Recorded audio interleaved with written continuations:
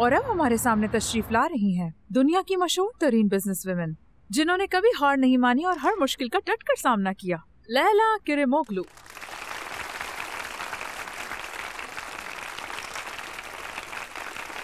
इस औरत को तो मैंने बस में देखा था।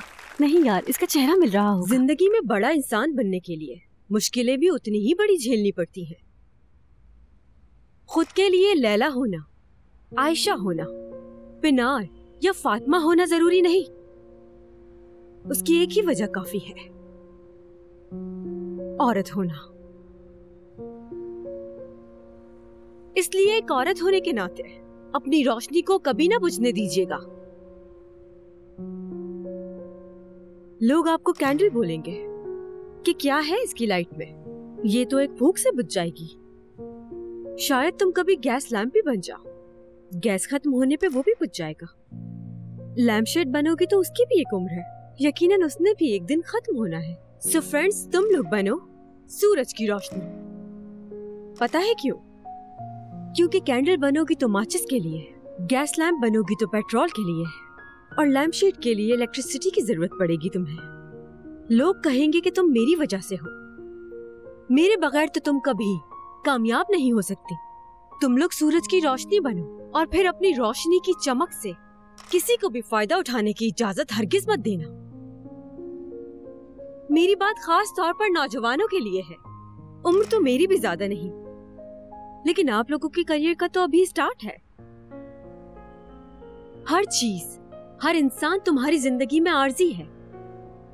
एक्साइटेड मोमेंट से, फर्जी जज्बात से और झूठे वादों पर भरोसा मत करें।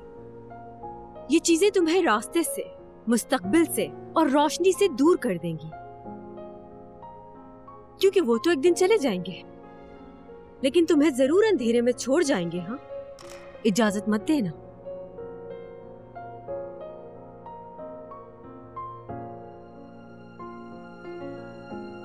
शायद आप लोग सोच रहे हैं कि मेरे लिए तो कहना आसान है। ऐसा नहीं है। अमीर फैमिली में पैदा होकर लाजमी नहीं कि आपके पास हर चीज मौजूद हो। हर चीज पैसा नहीं है, यकीन माने मेरा। आपको खुश करने के लिए बहुत सी चीजें होंगी, लेकिन आप उन्हें पैसों से नहीं खरीद पाएंगे।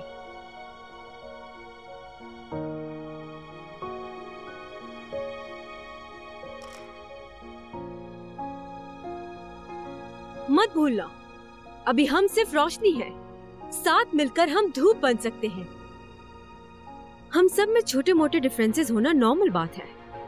हम सब अलग हैं, हम सब की परवरिश अलग है, हमारे जीने का अंदाज भी अलग है, मगर हम एक दूसरे पे भरोसा कर सकते हैं, क्योंकि जब औरत औरत को चीट नहीं करती तो लाइफ बहुत आसान और अच्छी हो जाती है।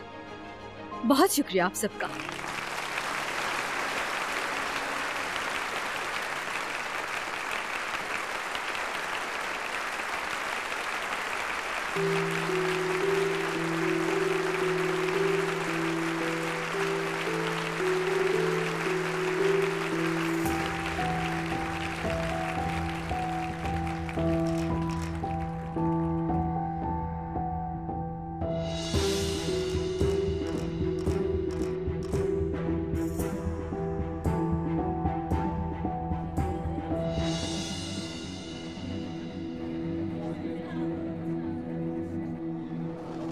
मैं उनसे मिलकर आती हूँ, तुम मेरा यहाँ वेट करना। मैं क्यों वेट करूँ, मैं भी चलती हूँ साथ में।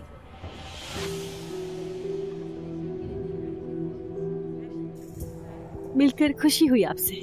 बहुत ऑसम स्पीच थी, बहुत इम्प्रेस हुई मैं। बहुत से आइडियाज मिले हैं। स्पीच देते हुए बहुत अच्छी लग रही थी आप। मेरी नजरें आप पर से हट नहीं रही थी।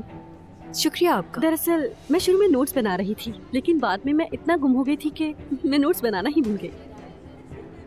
वहाँ सब लोग फोटोज लेकर सोशल मीडिया में लगाने में मसरूफ थे और तुम नोट्स बना रही थी। इसका मतलब तुम कामयाब होगी। उस कुर्सी पर यकीनन एक न एक दिन तुम जरूर बैठोगी। शुक्रिया।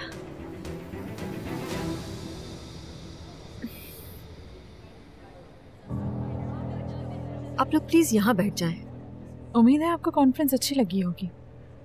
बहुत ज्यादा, मतलब वो काफी अच्छी हैं। और हाँ, मैं आपके पास आने ही वाली थी। पता नहीं ये बात करने का मौका सही है भी या नहीं, लेकिन मैं पार्ट टाइम जॉब करना चाहती हूँ। सैलरी भी मिल जाएगी और खुद को इम्प्रूव करने का मौका भी। क्या आप मेरी मदद करेंगी? समझ गई। Part time work. मैं आपके लिए कुछ देख के रखूंगी। जैसे ही कुछ मिलेगा मैं फौरन रब्ता करूंगी। Thank you ma'am.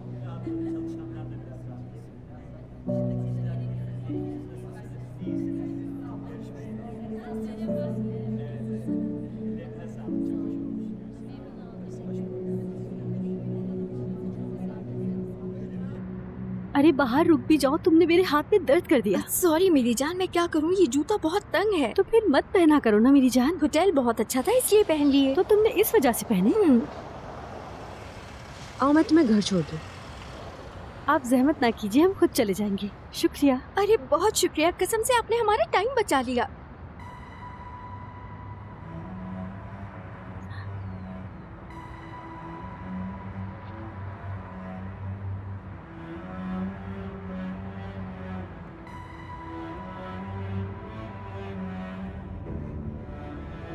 मैंने सर्च किया था जब आप बात कर रही थी, लेकिन सोशल मीडिया पे आपका कोई अकाउंट मिला ही नहीं मुझे। सोशल मीडिया एक धोखे के सिवा कुछ नहीं। मेरी लाइफ में उसकी कोई जगह नहीं।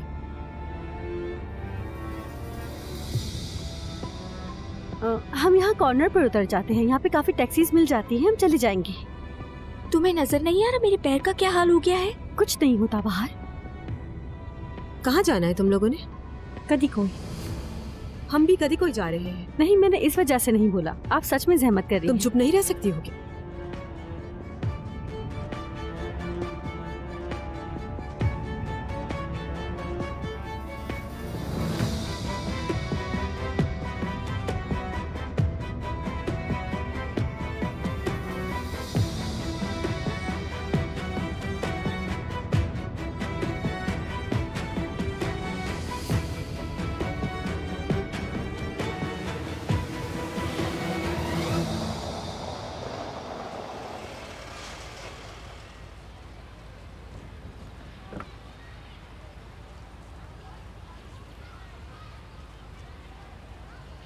बहुत माजरत, आपको तकलीफ हुई। खुदा हाफिज।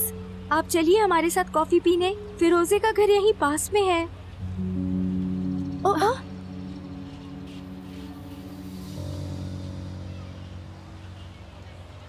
इन्हें क्या हुआ अचानक? खुद अपनी मर्जी से हमें छोड़ने आई थी, हमने तो जबरदस्ती नहीं की। देखो जरा, सब तुम्हारी वजह से।